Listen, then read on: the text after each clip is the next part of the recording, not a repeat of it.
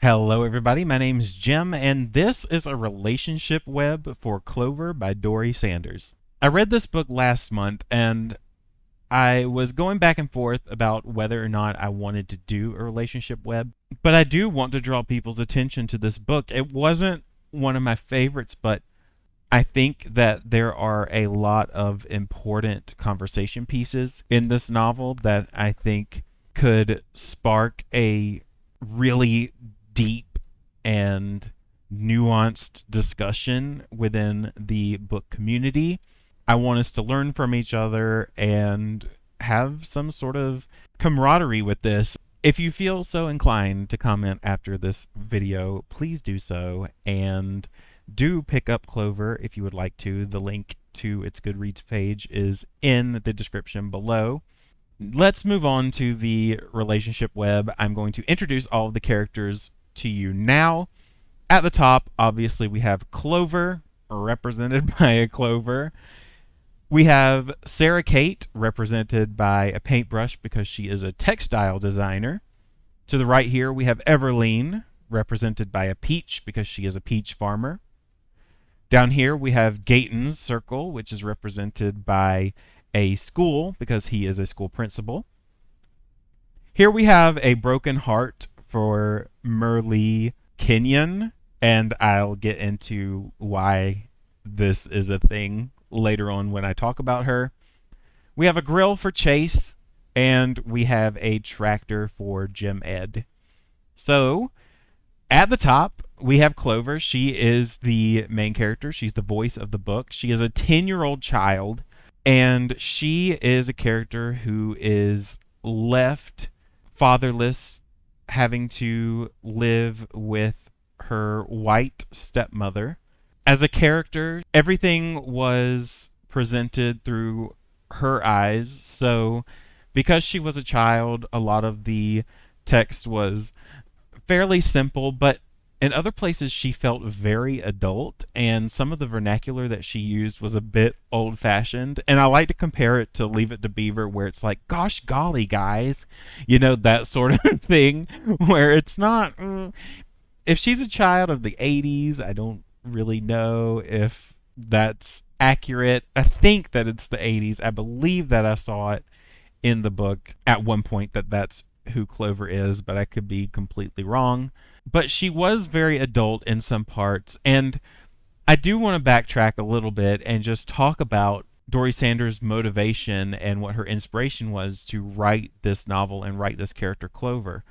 So she was outside, she was watching a funeral procession that was all black. She saw a little girl in one of the cars, I believe, or maybe standing out in the cemetery, I'm not sure. But the little girl made eye contact with Sanders and waved. And there was a solemnness in her face because obviously someone died. Later on in that same day, she saw a funeral procession that was all white, and she saw that same solemnness on a white woman's face. And what inspired her was, through things that are inevitable, like death, we all feel the same way, and it doesn't matter in the end what our skin color is. And from there, Clover and her stepmother, Sara Kate, were created because she connected them. She connected them in that way where through their solemnness they kind of take care of each other. And I wish she leaned into that more in this story, knowing how she was inspired. I wish that Clover and Sara Kate were able to grow in their grief and grow that way, because I felt like a lot of times, and let me just go ahead and make a connection here because I'm going to be talking about her relationship with Sara Kate a lot right now. But I wish that she would have covered their grief a little bit more so that they could grow in their grief together, because we got a lot of Sara Kate's grief. We got a lot of her isolation. We got a good sense of her struggle, particularly with raising a child who honestly didn't know her very well. I don't know how long Gaten and Sara Kate were dating each other before they were married, but Clover did make a few comments here and there about how Sara Kate was somebody that she barely knew. and now she's forced to be her stepdaughter, and having to learn to coexist with each other being as different as they are, in my opinion, would have piled so much on to the grief that is already consuming them when Clover's father dies. It's just too bad that it didn't feel like that was a connection in a way. Again, we saw a lot of Sara Kate's grief, but Clover only every once in a while mentioned that she was grieving too, and that no one could really see it. But if a book is written through her perspective, I feel like we should know a little bit more about her grief. And I guess there were some moments where she dealt with it in her little child ways, but it wasn't explored a lot, and I just wish that the two of them would have gotten a bit more of that sort of growth with each other. It certainly could have caused a bit more friction between the two. There was a good bit of that in the novel, but I think a lot of the friction came from the fact that the rest of Clover's family badmouthed Sara Kate. So it was kind of a situation where it was like, well, she's treating me well, so why do they hate her? It started to click in Clover's mind, like, this isn't really making sense because I don't think that they understand really how much Sara Kate takes care of me. And Sara Kate in general was a very unoffensive person. She never lashed out at anybody. She never really rolled her eyes, but there was always that tension between her and especially Everleen, which I'm going to go ahead and draw a connection here. I'm going through these really fast, but this was a very heavily intertwined group, so it's kind of hard to talk about each one individually. But there was a lot of tension between Sara Kate and Everleen because Everleen only saw Sara Kate's privilege being a white woman and how she kind of infiltrated the family and how she didn't understand how Gaten could love her and bring her into this very tight-knit, very close, hardworking black family. And so Everleen allowed her preconceived opinions and her biases to affect her present day opinions of Sara Kate. Sara Kate never did anything to Everleen, and in the book that was shown pretty clearly that Sara Kate was more or less, the only way that I could see her being a bit standoffish is she would just not talk to anybody every once in a while. She would go up to the peach market where Everleen and her husband Jim Ed worked and see what everything's about, because the peach farm was part hers by that point because of Gaten's death, and she just wouldn't really interact with anybody. And in a way, Sara Kate's coldness possibly could have validated Everleen's feelings. And I feel like the tension between Sara Kate and Everleen was so juicy, and I don't mean that as a pun because I know that this took place at a peach farm, but this was not explored as much as I wish it was. There was a scene in the novel that first clicked with Everleen where Clover was present at the peach stand as per usual. The group within the peach stand were saying bad things about Sara Kate. Everleen noticed Clover, and this was around the time that Clover was kind of questioning, like, why are y'all talking about her that way? And Everleen made it a point to say, okay, we need to chill on this, especially while Clover's around. We don't need to trash talk her stepmom because she's not going away. You're stuck with her, whether you like her or not. You're just gonna have to deal. And I think that was the time where Everleen, because she put that limitation on herself, like she told herself too within that crowd to say, maybe we should not do this.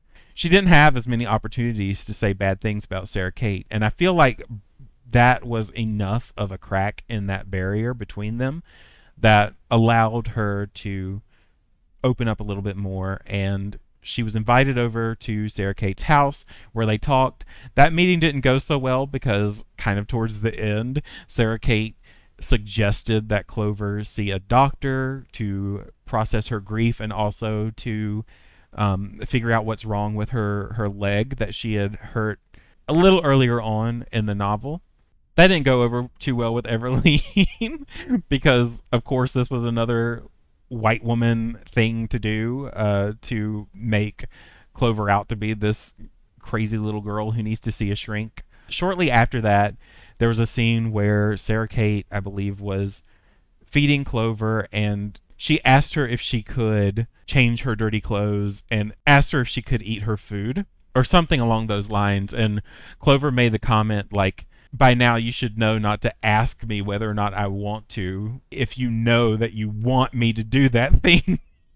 Of course, Sara Kate did not take kindly to that, and I think Clover had something else smart to say. I think she said something like, you can take your food and shove it or something like that, which is crazy. You're a 10-year-old. Stop. I mean, I've heard worse from 10-year-olds, so that's not even a big deal. But Sara Kate needed somebody to vent to, and Everleen was there, and Sara Kate just unleashed and told Everleen exactly what Clover did. And Clover expected Everleen to respond the same way that she did when Sara Kate said that Clover needed to see a doctor to process her grief and to see what's wrong with her leg. But Everleen did not react the same way. Instead, she took Sara Kate's side. And of course, that elated Sara Kate. Not in like a, haha, Clover, I told you so sort of way, but like, oh, okay, I'm finally seeing eye to eye with this woman who we just did not click. Now we're starting to click. That barrier is being torn down and we're starting to get along. So that was really nice to see, and I wish that there were more of those moments so that we could see the gradual growth between Sara Kate and Everleen, because by far they were the best characters in the novel. Even though, it was from Clover's perspective, I really liked these two. I really think that there could have been more to it than there was, but we didn't really get that. The little bits that we did get, though, I really enjoyed. So there is that. I'll take what I can get. Now, Gaten, I've mentioned him a few times, but he is the principal down here. He died at the very beginning of the novel. So pretty much all we got from Gaten are the flashbacks that Clover went throughout the novel. Clover did tend to jump between the past and the present when talking about her current situation, but also with her father.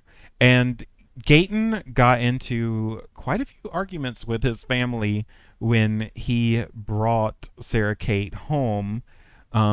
They were not expecting him to bring home a white lady, but there were some really interesting circumstances that brought them together. I think they went to school together, and then later on, he was looking for a math tutor, I believe, and she happened to sign up. I think that was the case. Either that or they ran into each other at a grocery store. I can't remember. I think that it was maybe both.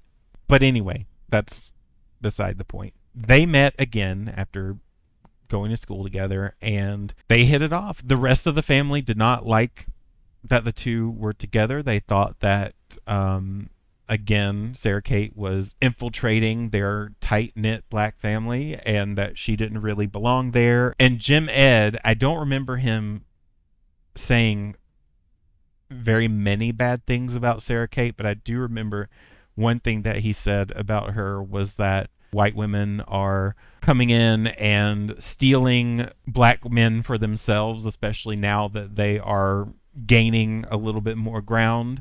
So he wasn't too pleased with the situation either, but Gaten was not going to have it from his family, and he ended up marrying her anyway. But unfortunately, on their wedding day, that was when the car accident happened, and he unfortunately passed away. And that's why, again, Clover has to reference him through flashbacks.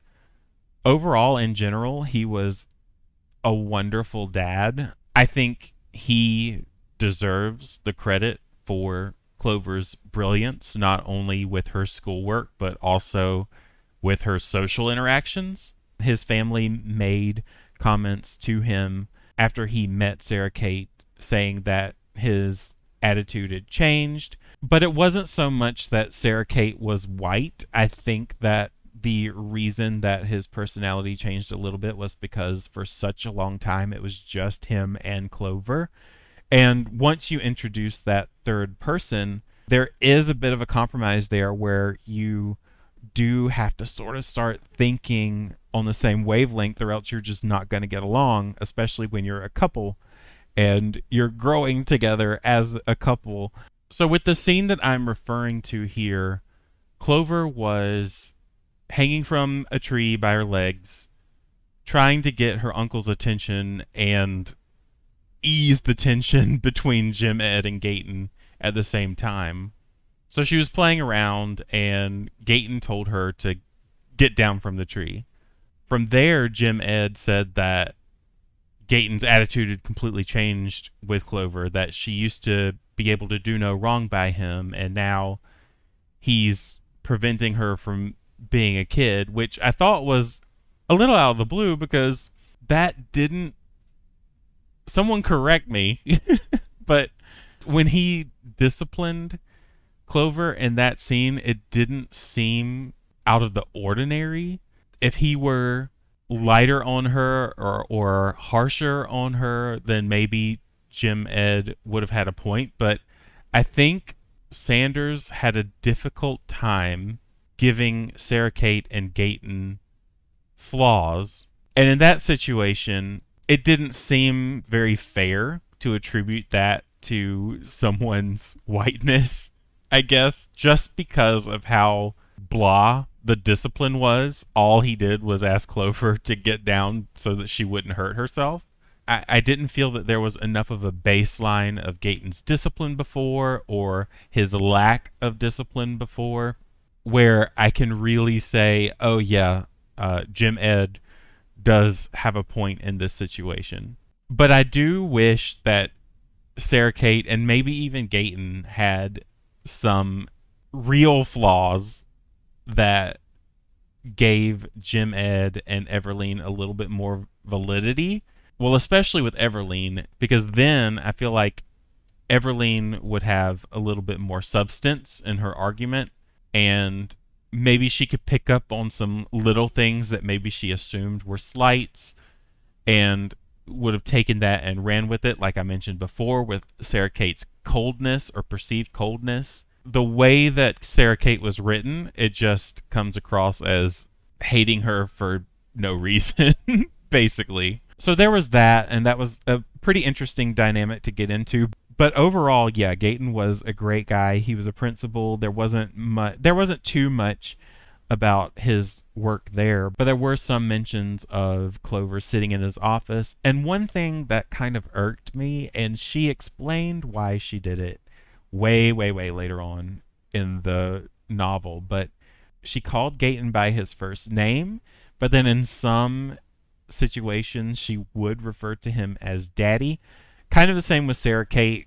She would call her Sara Kate and then shift to just Sarah. It was a bit odd, but really calling your father by his birth name is odd to me, and it will always be odd to read that in a novel. Even if the child explains, this is why I call my parent by their first name, it's still going to feel weird to me. I know if I did that, I would get the stink eye. Sometimes I call my mom and my dad by their first names, but it's just as a joke. I would never do that seriously. But in the novel, she did make it a point to explain why she did that. And there was another point in the novel where I think she said that if she called him Daddy, that's when he gets all sentimental and loves her a little bit more. But yeah, that's just something that I had to get used to a little bit. Sure, it helped when she was talking about him, because it's a little bit easier to remember a name, I guess, maybe. But considering he was the only dad in the novel, I don't think it would have been difficult to know that he was Daddy. But Anyway, that's beside the point. I wasn't a big fan of that. I've read a few other novels that also featured that, and it's not my favorite thing. So, yeah, there's that. I'm also going to draw a line between Gaten and Everleen just because they're family. It was him, and that is his sister-in-law. Uh, Everleen was distraught when Gaten passed away, and there was a lot of sadness in her too. And it seemed, honestly, that a lot of the sadness was felt with Sara Kate and Everleen, which again would have been a cool thing to watch them work through together, but that didn't happen. And they showed a little bit more grief than Clover, and that was a little bit odd to me. But anyway, moving on to the next character. These next two characters are honestly pretty detestable. I was not a fan of either of them. But we will start with Merlee Kenyon, who was Gaten's girlfriend before Sara Kate. So I'm just going to go ahead and draw a line between them. The reason why he didn't marry Merlee is because she thought that she said some pretty negative things about Gaten's daughter, Clover. She said something along the lines of, I didn't get my music degree to take care of a child. And she said that little girls were annoying anyway and things like that. She wasn't a good egg at all. She was not a good fit for him. And honestly, she is connected to all of these people because, first of all, she hurt Clover's feelings when she said that. I can't remember if Clover overheard it. Maybe she did, but I can't remember. She kind of stayed friends with Everleen afterwards. And Merlee, well, they kind of fueled each other with their bad mouthing of Sara Kate, but they did remain friends afterwards. But the problem was that Merlee, despite being a beautiful woman that was mentioned in the novel, she said negative things about Clover just being a little girl in general and being annoying.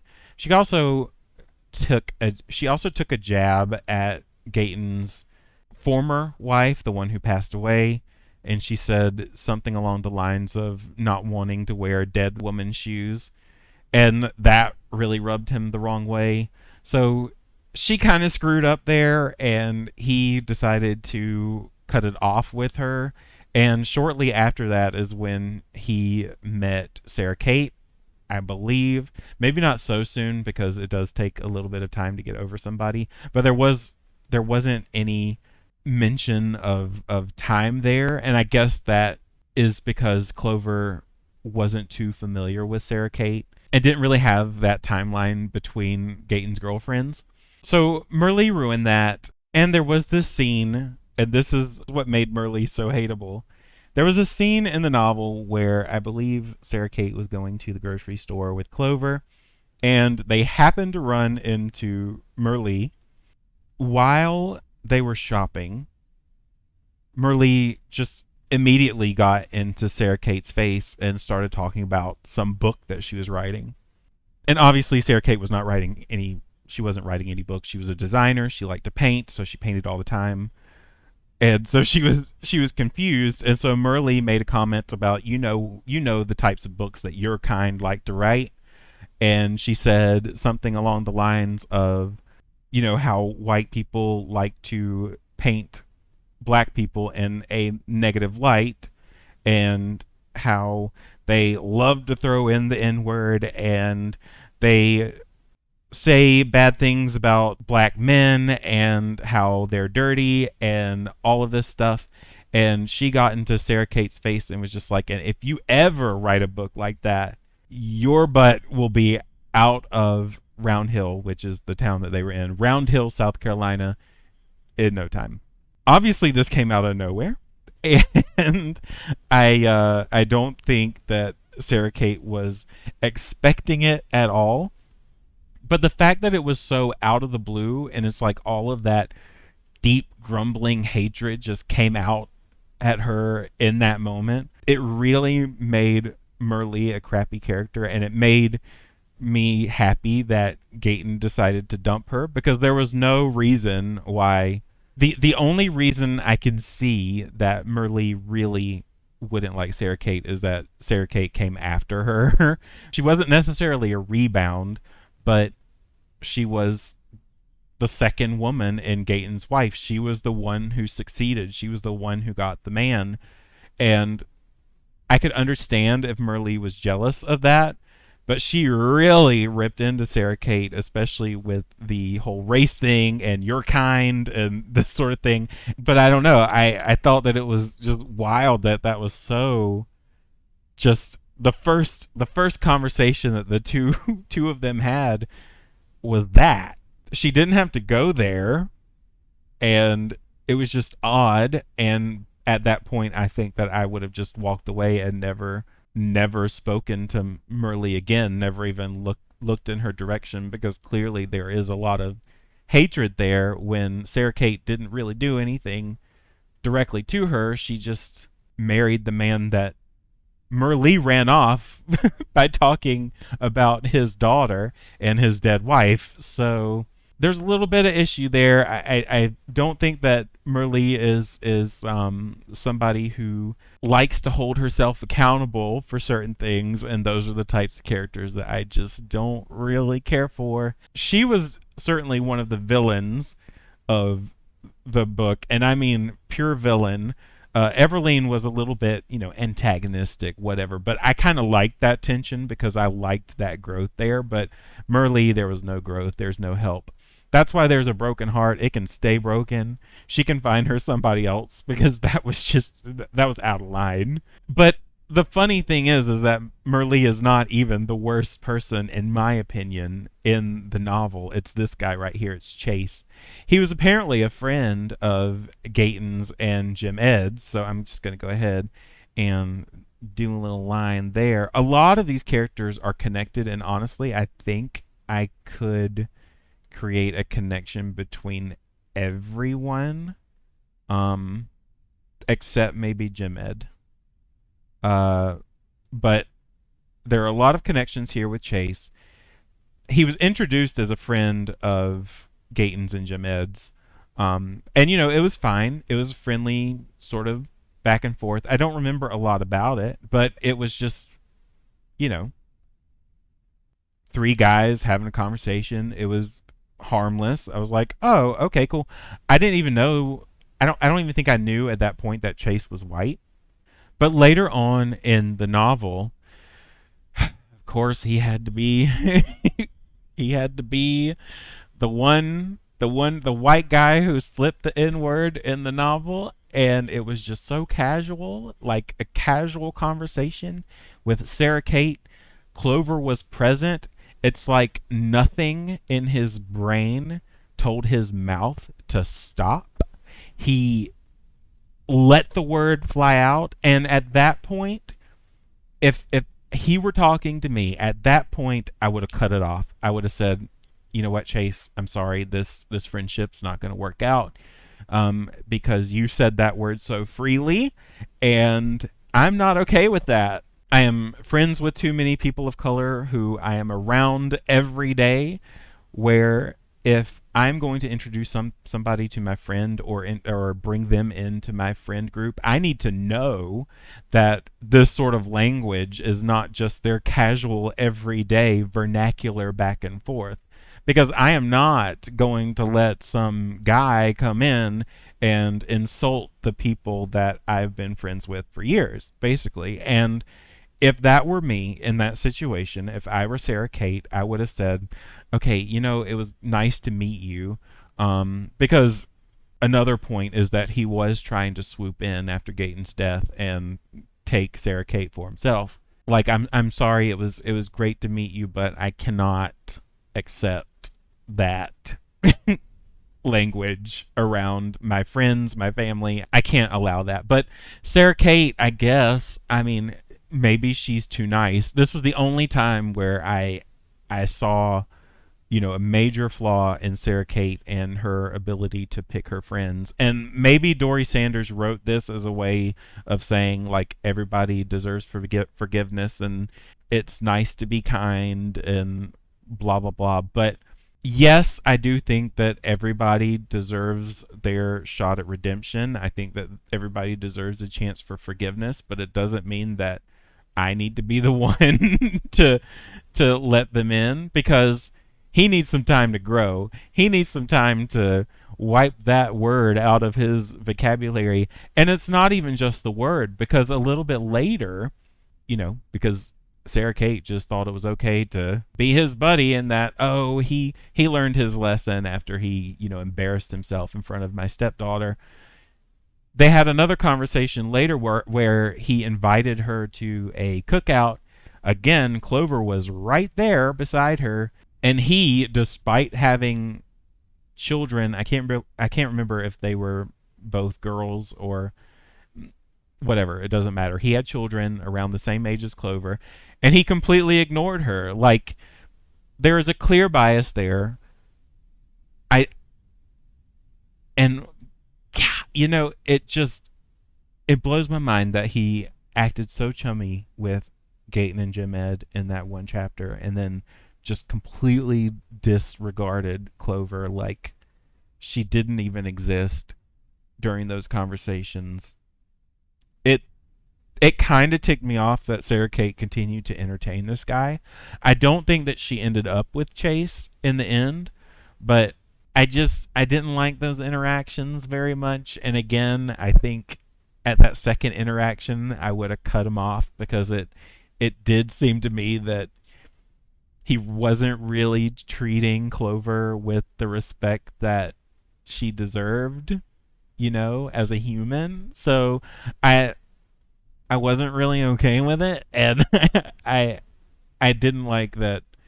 I didn't like that they were so friendly with each other after that. It was something that I was a little conflicted with. And if you read the novel, like, leave a comment. Did you even notice it? Because I did, and I don't know, Sara Kate. I think maybe we need to talk about how you pick your friends. But luckily, they did not end up together. He wasn't the rebound. He didn't get to swoop in and take her for himself after Gaten died. So I don't know. And the bad thing is that he wasn't written in a way, in my opinion. I don't think that the author's intent was to write him worse than Merlee, but he did kind of end up being worse than Merlee. So, oops. Both of them were bad. I didn't like either of them, but his was like, why are you still here, bro? You need to go. Like, stop hanging around. We don't need your terminology. We don't need a peek inside your dictionary. Moving on, the last character on the list is Jim Ed, who is Gaten's brother, Everleen's husband. He didn't have too much of an impact, and I did talk about him a little bit with Gaten, I think. Or maybe it was Sara Kate. I can't remember. But there was a little bit of tension between the two brothers, just because he wasn't too fond of Sara Kate. He wasn't too fond of Gaten bringing Sara Kate into the family. Again, I don't think Jim Ed was one of the people who talked about her in a negative light very much. But he did have some things to say, and he's pretty much going to be connected to most everybody, I think. So let me get that situated. But the big thing about Jim Ed, and this happened at the very end of the novel, this was like Sara Kate's shining moment at the very end of the novel, is when Jim Ed had his feet caught in a trumpet vine in the peach field, and he had fallen, and there was a bushel of peaches thrown on the ground, just discarded by a guest who had picked peaches from the farm sometime earlier. There were yellow jackets swarming around, and Jim Ed got caught up, tripped, fell face first into that bushel of peaches, and he was allergic to yellow jackets, go figure. They started stinging him because yellow jackets, they don't care. They will sting whoever. You walk into their territory and they're after you.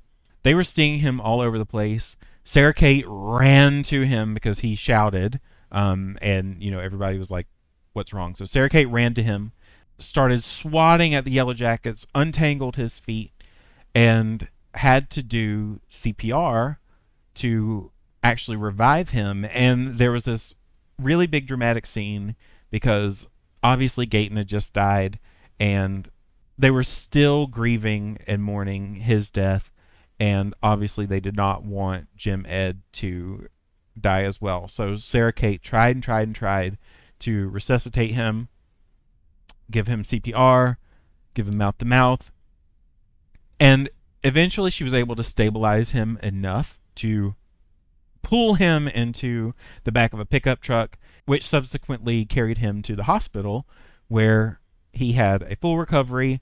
And at that point, everybody was just praising Sara Kate, like, okay, she is officially part of the family. She did not buckle under pressure. She saved Jim Ed, who was Everleen's husband. So obviously they're going to be best friends now. And that is what solidified her as an official member of the Hill family. That was their last name. So yeah, it was a bit of an abrupt ending though, too, because it seems like, again, I could have used a little bit more gradual growth between Sara Kate and Everleen especially, but I think that had Clover not gone back and forth talking about random kids that she knew in school or neighbors that she knew that really didn't have much importance in the plot. Yeah, they were charming. They were cute little segues off to the side, but I think this book needed to be a little bit more focused, especially if it wanted to convey the inspiration that Dori Sanders had spoken about the 2 funeral processions. It would have also been nice to know a little bit more about Gaten and his history with Sara Kate. I feel like these characters, if you can see my mouse, were the stars, and they needed a lot more attention than what they got. Some of the dialogue was odd and it felt forced, especially the whole "so you're writing a book" dialogue from Merlee. I think the fact that it was so out of the blue made her so hateable, because it's like, if you can flip the switch that fast, there's a problem with that character. But yeah, some of the decisions were a bit odd. I did end up giving this a 3-star on Goodreads. I've wanted to read this novel for a very long time because I was able to meet Dori Sanders when I was in elementary school, and this was the novel that they promoted when we went to visit her on her farm. And I do think that this novel would be good for children. I think it's simple enough to grasp and understand, even though Clover at some points did seem a little bit more adult. I do think the writing in general is more simplified and easier for a child. And because it's from a child's perspective, I think that helps as well. So with that in mind, I do think that Dori Sanders did a very good job. However, I just needed more character. I needed these characters to be a little bit more fleshed out, especially those 4 that I pointed out. I just needed more of them. I love Sara Kate and Everleen, and I think being able to see them grow would just make me love them even more and give them more of a powerful message, because I think their message at the end of the day is powerful. It just could have been a bit more impactful had they had more time on the page. But that's it for this book. It was charming. I enjoyed reading it. I'm so happy that I finally did after meeting her forever ago. Other than that, let me know what you thought about this relationship web if you have read the book. Tell me which characters needed to be here. I know that there were some more in the novel, but I didn't feel like they were strong enough to put in this web. Let's talk about, the perspective that this book was from and all the different characters and the growth that they had. I would love to get to know more people in the comments. Doesn't matter who you are. I pretty much like everybody. So if you want to join that conversation and just leave your thoughts and opinions, feel free to do so. But otherwise, I've been Jim. You've been great. Happy reading.